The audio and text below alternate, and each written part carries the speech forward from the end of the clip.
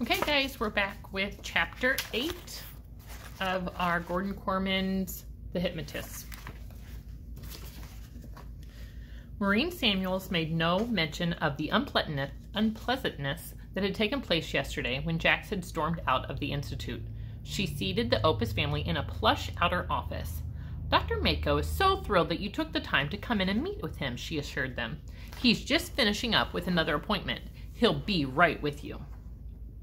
Jax felt some small satisfaction to note that his father was just as blown away by the assistant director as he was.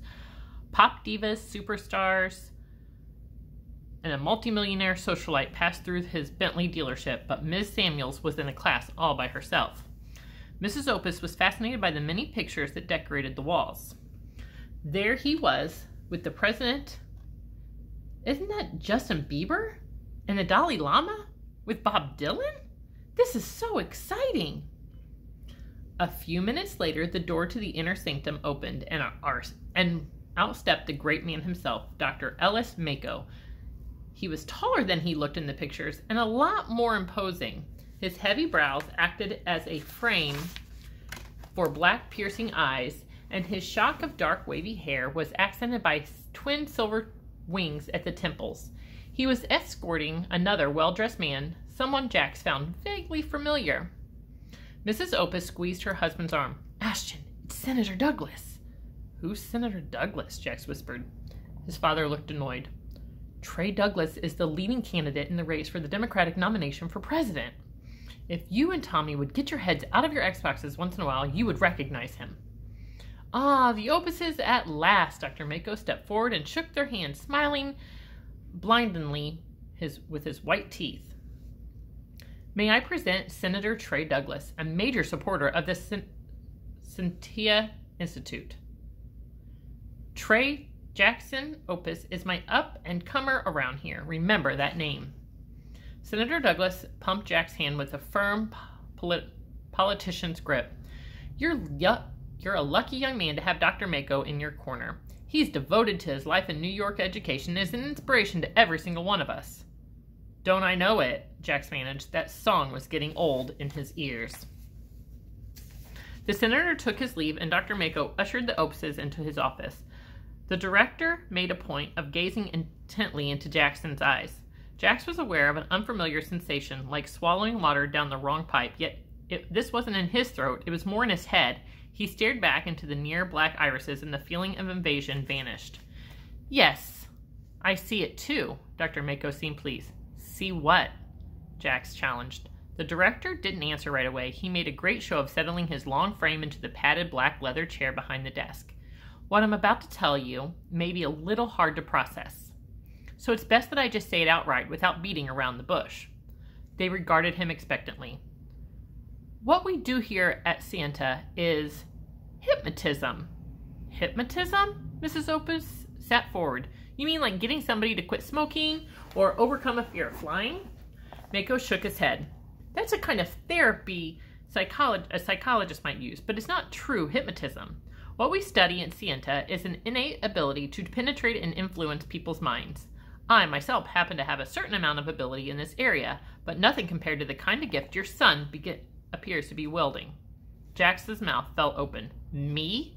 I've never hypnotized anybody. I haven't even tried to. The director smiled knowingly. Ah, but you have, and without even realizing it. Have you ever looked into someone's eyes and suddenly experienced the phenomenon that you are actually seeing yourself from the perspective of another? Jax was shocked. How could you know that? What this means is that you have begun to hypnotize this person. A mesmeric link is forming between the two of you, and you are in that subject's mind seeing what he or she sees. Jax was speechless. He had come here with the intent of exposing the Institute as a fraud, and in less than a minute, not only was the director proving him wrong, but he had also explained the unexplainable, the bizarre visions that have almost convinced Jax he was losing his marbles. The championship basketball game. Did Stedman flub all those foul shots because Jax was standing there whispering, miss? How many other weird experiences could be understood that way? What had he said in Dr. Gunnenberg's office? Better still, you jump out the window. Or at the vaudeville show, you try the chicken routine and see how you like it. At the time, he thought the shrink and Romolo had gone completely crazy, but in reality, they had followed his instructions to the letter. They had been hypnotized. The amazing Romolo, he breathed. Does he work here? Dr. Mako smiled tolerantly. Alas, our Ray can't bring himself to part with his little career on the stage. I don't necessarily approve, but I can't quite complain. After all, he was the one person who told me about you. Mrs. Opus had been glowing all day over the prospect of this meeting. She was not glowing any longer. So you're saying our son has supernatural powers? That depends on how you define the word natural, Mako said reassuringly. There is much about the human mind that we can't demonstrate scientifically. That doesn't mean that it's magic or paranormal. It's just something we haven't figured out yet. That's the research Santa has taken on. We've already learned that a great deal about how hypnotism works. We know, for example, that to use a pendant or trinket for mesmeric purposes is a myth. Romolo does it, Jax pointed out. The director dismissed this with a wave. Showmanship. The true delivery system is in the eyes. To understand this, you have to look no farther than a mirror. Furthermore, it is untrue that only willing subjects can be hypnotized. Some can be mesmerized more easily than others, but everyone is subject to the power, even mindbenders themselves. There is no way to predict who will have the gift, but we've seen that it more often runs in families. Mr. Opus had been quiet up until this point, but now he began to moan despairingly. I knew it! It's my fault! It's all my fault! His wife and son stared at him. Dad? Jax ventured nervously.